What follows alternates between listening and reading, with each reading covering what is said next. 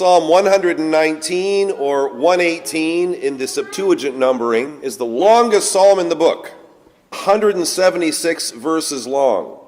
So you might not know all of Psalm 119, but if you've ever been to Vespers, you know Psalm 119 verse 12, "Blessed are you, O Lord, teach me your statutes." There are so many verses to this psalm, but the message, though, is very simple.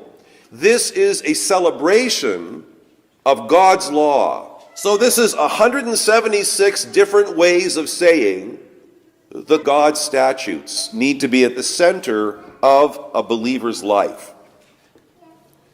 Now, when we talk about God's precepts, that can seem so expansive, layers upon layers of teachings. But we can streamline these things very easily. In fact, Jesus does this for us in the Gospels. People come up to him and say, "What's the most important commandment?" And Jesus responds with two commandments.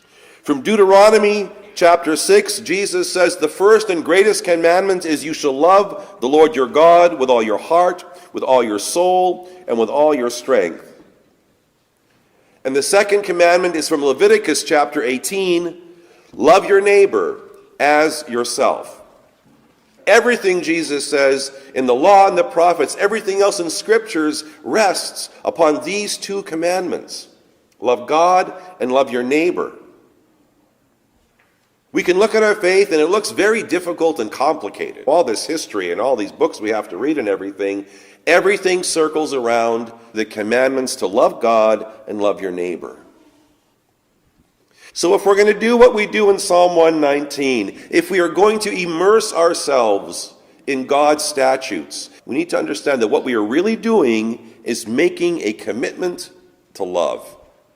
And just like Psalm 119 and all those 176 verses keep circling back to God's precepts, the life of a Christian keeps circling back to the two great commandments, keeps circling back to the choice to love through concrete acts of service and kindness and compassion, just like God loves us, without conditions and without limits.